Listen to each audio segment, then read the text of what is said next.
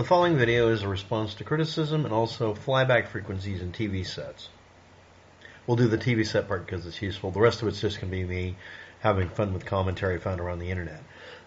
Sometimes I Google myself. Here we go. Claim: you don't get a 15 kHz signal from any mode of display on a CRT monitor like this. All the harmonics we can find in this audio download off the internet show the signal has to be sawtooth in nature. That's the frequency of an NTSC TV flyback transformer or phase alternation line PAL transformer based on 50 cycles a second and or other. Flyback or line output transformer, LOPT or FBT, due to core material properties, usually operate in a range from 10 to the third power or 10 to the sixth power cycles per second, or 10 kHz to 10 megahertz or something like that.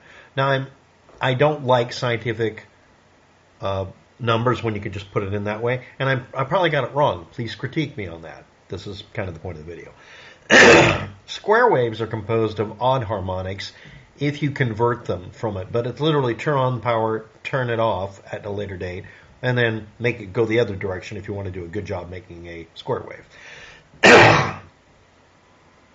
But an extreme version of a triangle wave being not symmetrical is what you have when you have sawtooth waves.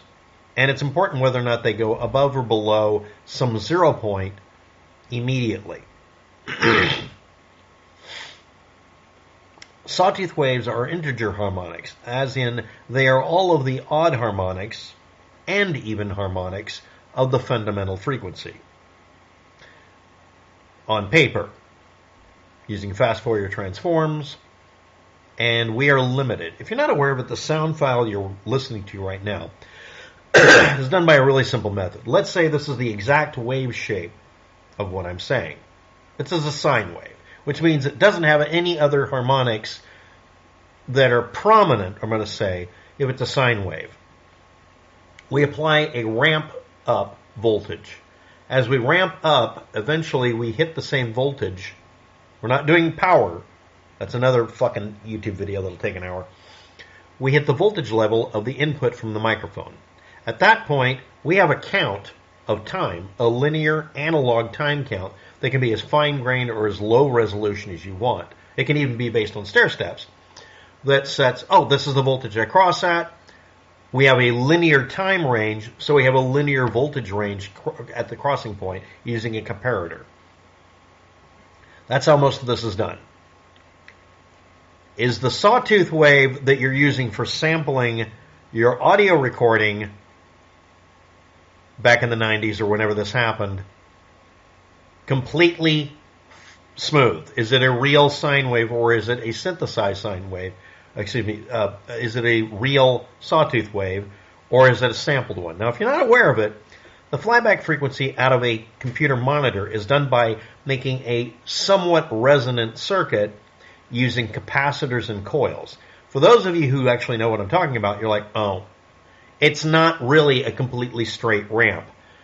Anybody who's ever had to remake the focusing and linearity of the sweep across the screen at 15,000 cycles per second to draw the line or scan on a camera knows that you have to sit there with a scope.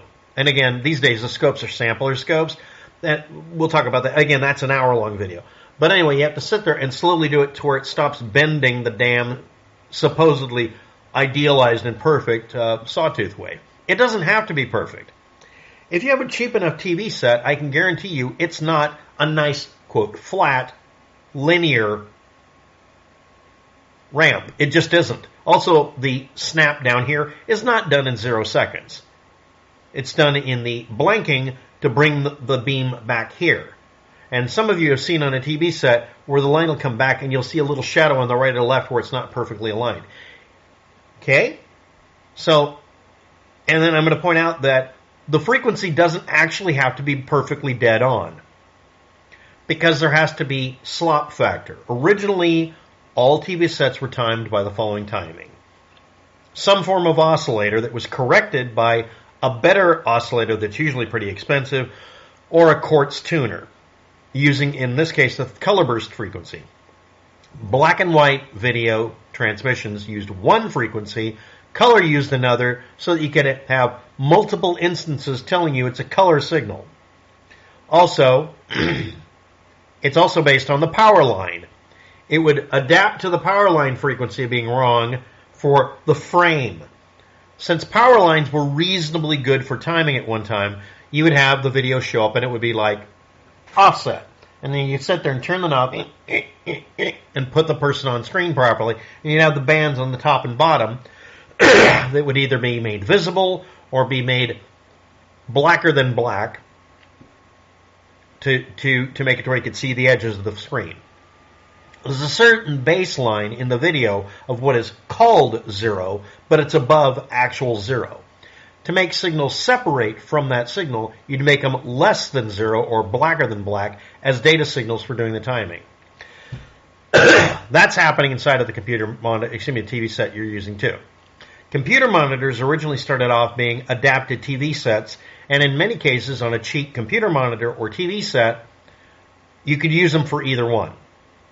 Okay, now, Carl whatever, or any other source on the internet for a audio file you're listening to, because the guy wouldn't admit he was watching something he shouldn't maybe, isn't going to tell you, the name brand of the monitor. If it's a cheap monitor or even an expensive one, it could have a frequency that can vary up and down the line, because it's a coil of wire producing high voltage at the end of the day, and it's adjusted to work with that tube, with that coil of wire on it, and that coil turn ratio in the transformer and the core material, which has analog variations all over the place. Getting it perfectly timed, you would think would be absolutely mandatory. In practice, it is not mandatory that the flyback frequency in a TV set be absolutely perfect, because they still had to tolerate the slightly different flyback frequency that was part of the signal for black and white for many decades. It was part of the standard. They had to have a slop factor, which means it's allowed to go up and down the spectrum this way, which means it's creating even more harmonics up and down the entire frequency range. Now add to that the fact that the original audio recording people are talking about, no, you didn't find a better quality one, was sampled at a frequency that is not adequate to show whether it's a triangle wave or not, and you'd have to take the sample over a very long duration of it. It was playing back a video off of a tape deck. Somebody rented a VHS tape or beta or whatever.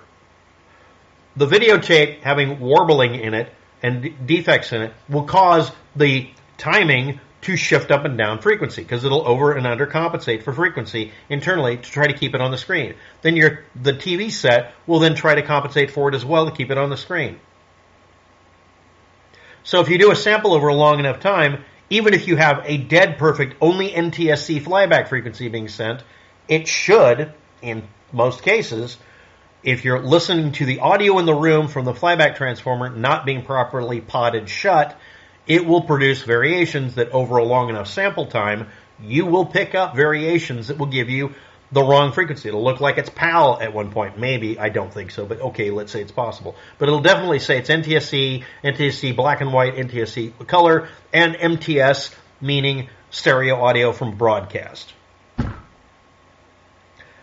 I did a video about this by saying just read so nobody read the description, and I'm seeing criticisms, oddly enough, of my videos about name that song recording. If you record something through a microphone and you have an old style television set or even a computer monitor, it can produce signals that will do this.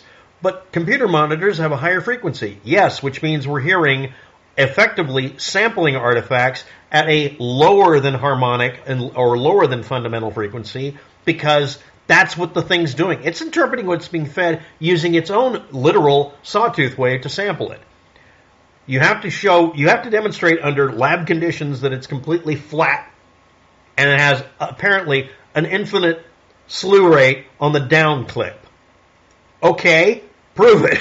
I've never seen anything be stable in these cases. Yes, it is based on a very narrow range of frequencies, but they're not idealized, and it's definitely not a resonant signal at that point. The flyback transformer in virtually all monitors was a resonant signal, but it wasn't a high Q resonance. It was deliberately made loose because it'd have to compensate for different versions of the flyback frequency, including, if you had high-end ones, they had to tolerate computer monitor stuff being fed in and reinterpolate it and try to put it on a screen at half the frame rate or whatever, which means it would have to slightly shift it up and down.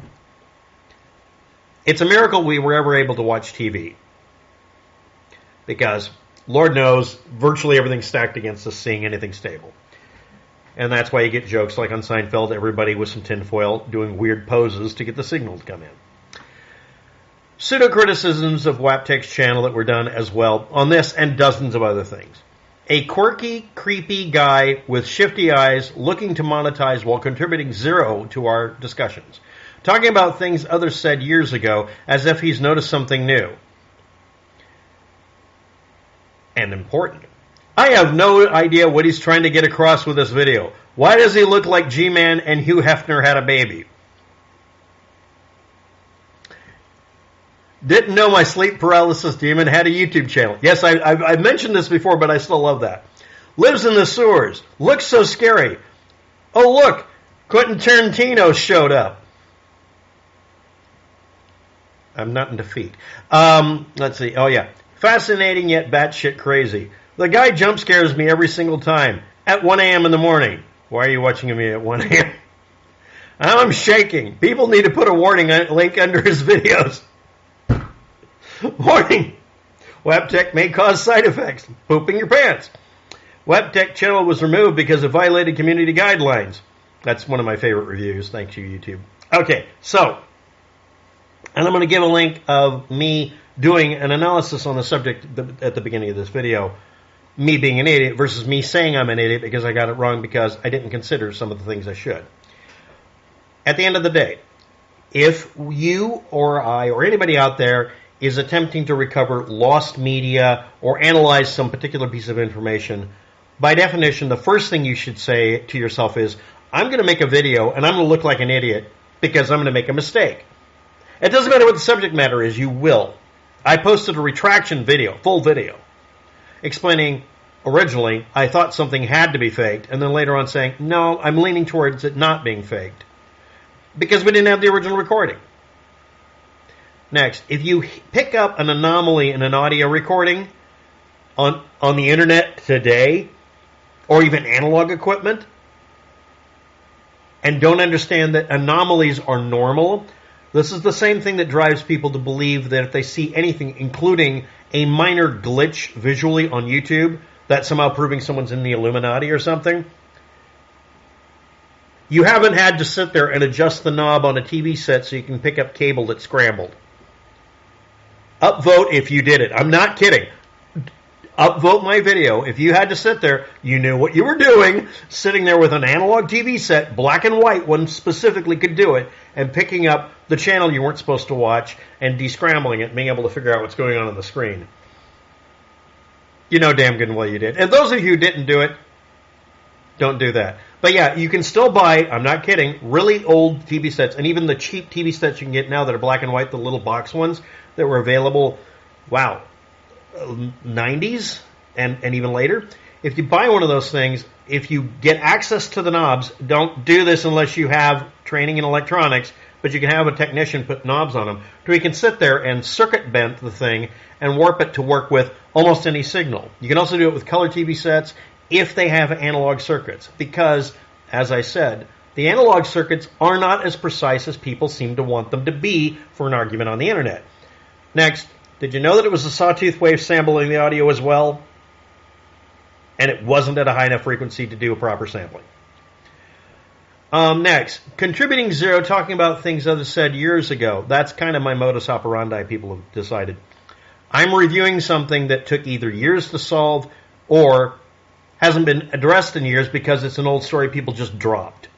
That's not me monetizing anything because I don't monetize any videos, which is the reason I get flagged so easily, and the reason I found out today. I don't show up in the results because YouTube has been told by me not to put ads on, so they consider me worthless and they don't let me get recommended. I found that out today. That's amazing. So, to review. Neener, I was wrong and right. Next, thanks for all the interesting commentary, and that's going to be at the top of the video's description. Thanks for watching. Have a good day. Good luck with that, and I'll try to find pictures of Tarantino, Hefner, and Sleep Demons. Bye.